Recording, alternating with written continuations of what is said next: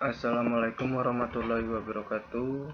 Izin memperkenalkan diri, nama saya Safitra dari kelas modal 1 NPM 19.023. Di sini saya akan mempresentasikan hasil kerja saya yang berjudulkan Arsitektur Enterprise.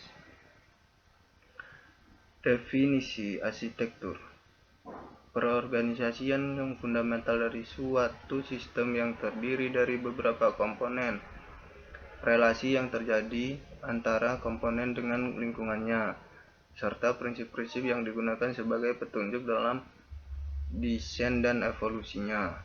Perencanaan berupa cetak biru atau blueprint dari suatu struktur, baik fisik maupun maya, diwujudkan dalam bentuk model dan gambar dari bagian atau komponen ditinjau dari berbagai sudut pandang. Struktur gambar terstruktur dari tiap aktivitas. Definisi enterprise: kata enterprise tidak selalu berkonotasi terhadap perusahaan atau kompani yang berorientasi pada keuntungan profit saja. Enterprise bisa berupa organisasi atau non-profit, pemerintahan, institusi pendidikan. Enterprise bisa dalam berbagai ukuran, kecil seperti kafe, toko, besar seperti perusahaan telekomunikasi. Peran arsitektur enterprise: penerapan arsitektur enterprise menjadi penting terutama jika perusahaan menjadi semakin besar dan semakin kompleks. Arsitektur enterprise merupakan upaya untuk mengoptimalkan kontribusi sumber daya, investasi teknologi informasi, aktivitas, dan pengembangan sistem untuk mencapai tujuan kinerja perusahaan. Misi organisasi dapat dicapai melalui kinerja optimal dari proses bisnis yang didukung teknologi informasi serta efektif dan efisien.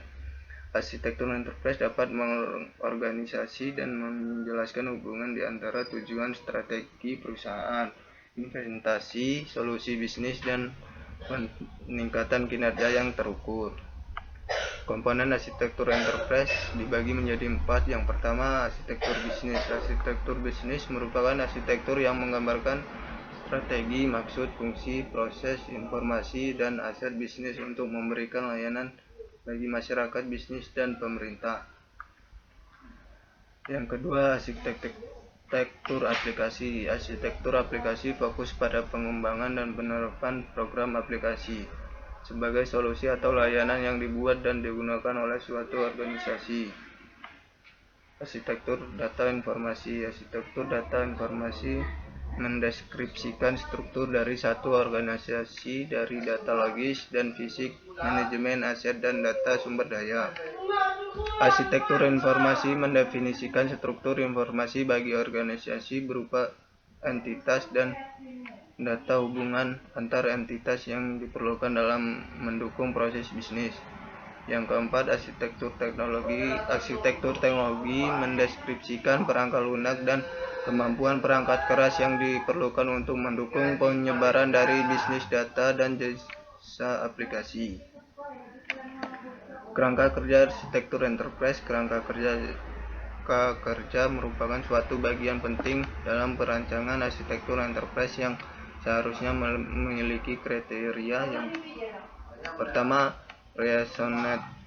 Kerangka kerja logis yang dapat memungkinkan pengembangan arsitektur bersifat deskriptif ketika terjadi perubahan batas dan tetap menjaga integritas meskipun menghadapi perubahan bisnis dan teknologi serta adanya pemerintahan yang tak terduga. Kohensif.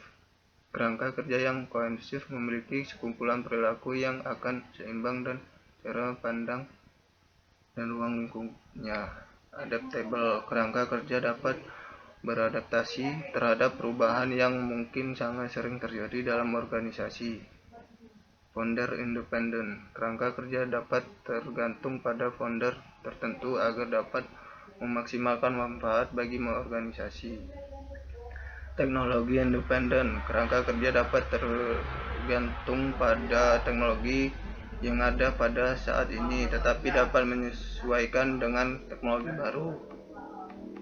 X2 clause. Yang terakhir, any number for 09 for and Timor. Sekian dari presentasi saya. Bila ada salah kata, saya mohon maaf. Saya akhiri. Wassalamualaikum warahmatullahi wabarakatuh.